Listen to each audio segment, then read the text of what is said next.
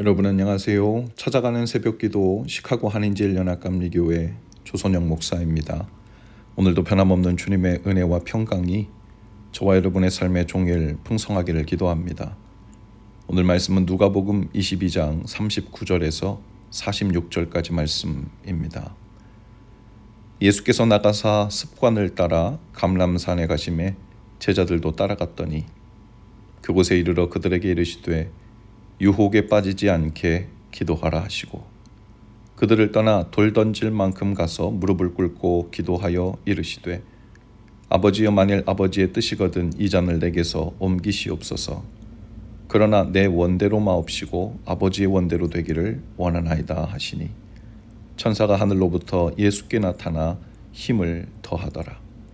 예수께서 힘쓰고 애써 더욱 간절히 기도하시니 땀이 땅에 떨어지는 핏방울같이 되더라.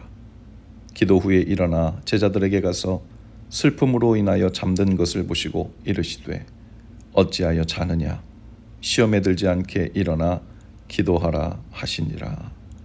아멘. 6월절 저녁 식사 이후에 그 이튿날 아침 예수님은 감람산이라 불리는 겟세마네로 이동하십니다. 겟세마네는 상징적인 장소입니다. 겟은 틀 혹은 짜낸다 라는 뜻이고 세마네는 기름을 뜻합니다. 즉 겟세마네는 기름을 짜내는 장소라는 뜻이죠.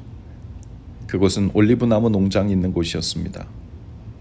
감람산이라고 불린 이유가 감람나무 즉 올리브나무가 많기 때문에 그렇게 불린 것이었습니다. 무엇인가를 짜내는 일은 힘이 듭니다. 최선을 다해야 되죠. 예수님은 그곳에서 고통 속에 무엇인가를 짜내시느라 물과 피를 다 쏟고 계셨습니다. 하나님의 뜻을 붙들고 순종을 짜내고 계셨습니다. 우리가 아는 에덴 동산과도 비유적으로 대조가 되는데요.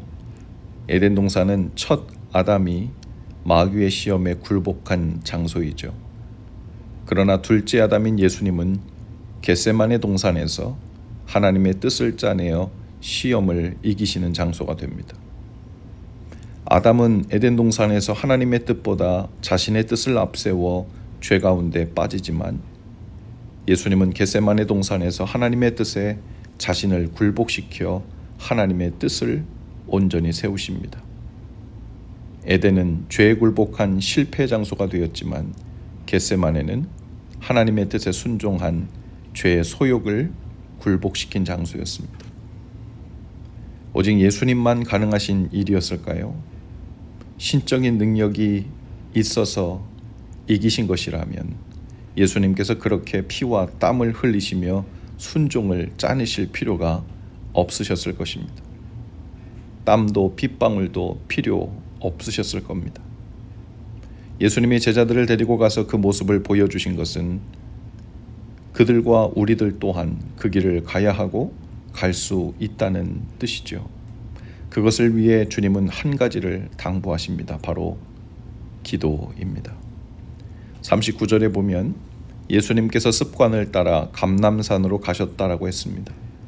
예수님은 이른 아침 조용한 장소를 찾아 하나님께 기도하는 습관이 있으셨습니다. 전날 저녁 제자들과 최후의 만찬을 하신 후 그 다음날 이른 아침에 예수님은 습관을 따라 감람산으로 가셨고 제자들은 예수님을 따라 감람산으로 간 것이죠. 그리고 제자들에게 말씀하십니다. 유혹에 빠지지 않게 기도하라. 이 당부는 제자들 전체를 위한 말씀이기도 했지만 그들 중에 있던 가룟 유다를 두고 하신 말씀이셨을 수도 있을 것입니다. 그 위에 돌을 던지면 닿을 만한 조금 떨어진 곳에서 무릎을 꿇고 간절히 기도하셨습니다. 이제 곧 마실 잔, 즉 십자가를 지는 하나님의 뜻에 대한 순종을 두고 기도하신 것이죠. 예수님의 기도는 세상의 기준이나 인간적인 열정으로 하는 기도가 아니었습니다.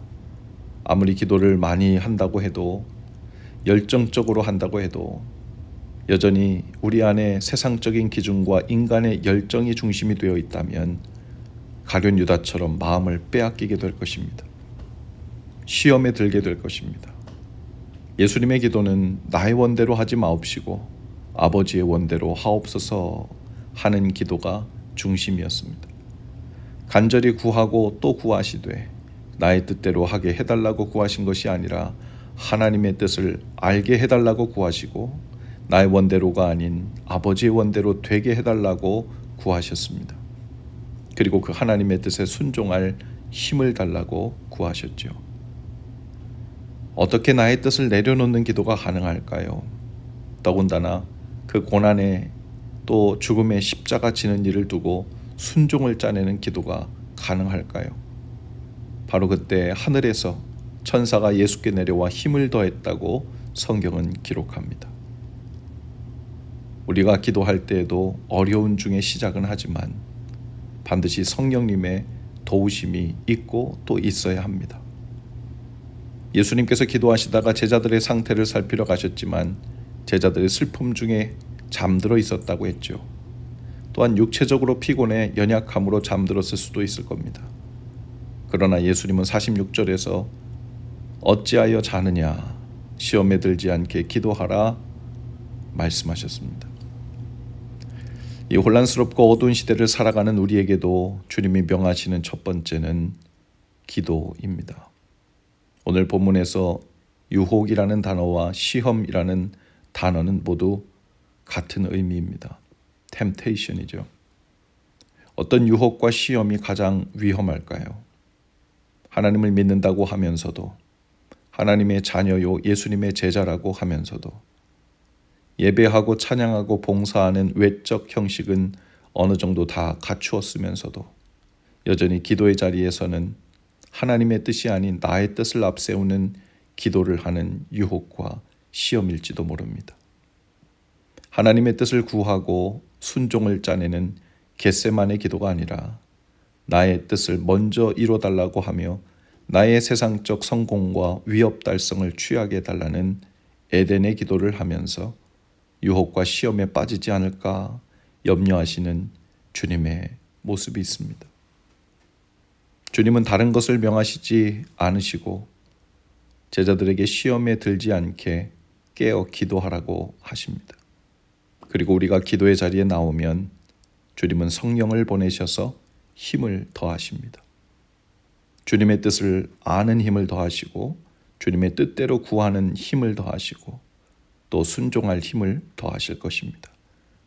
그것이 우리 신앙생활의 힘과 능력이 되어야 하기 때문이죠.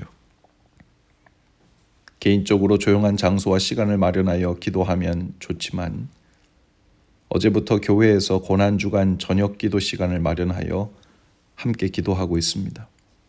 내가 원하는 선악과가 즐비한 에덴 동산이 아니라 하나님 앞에 나와 주님의 뜻을 힘써 구하는 기도의 자리가 곧 겟세마네 동산입니다. 주님 앞에 머물러 그저 주님의 뜻을 구하며 잠잠히 10분, 20분, 30분을 머물러 있는 것도 중요한 기도 방법입니다. 주님의 마음과 뜻을 구하는 기도가 되죠. 그러면 어느새 성령께서 오셔서 우리 마음에 생각으로 힘을 더하실 것입니다. 무엇을 위해 구하고 누구를 위해 구하며 어느 길로 발을 떼며 순종하기를 원하시는지 주님이 인도해 주실 것입니다. 그러나 반드시 먼저 겟세마네 동산으로 오셔서 우리 속에 주님의 뜻을 짜내는 일을 시작을 해야 합니다. 그 다음엔 성령께서 다 하실 것입니다. 주님을 따르는 일, 주님을 신뢰하며 사는 일은 바로 그 자리에서 시작됩니다. 시험과 유혹에 빠지지 않도록 깨어 기도하시길 바랍니다. 기도하시겠습니다. 주님, 저희도 주님을 따라 겟세마네 동산으로 올라가 깨어 기도하겠습니다. 그곳에서 주님의 뜻을 구하며 마땅히 구해야 할 것을 구하고 순종으로 응답하는 삶으로 나아가길 원합니다. 저희를 가르치시고 힘을 더하시며 인도해 주옵소서. 예수님 이름으로 기도합니다. 아멘. 여러분 오늘도 말씀 동행으로 화이팅입니다. 저는 내일 아침에 다시 찾아오겠습니다.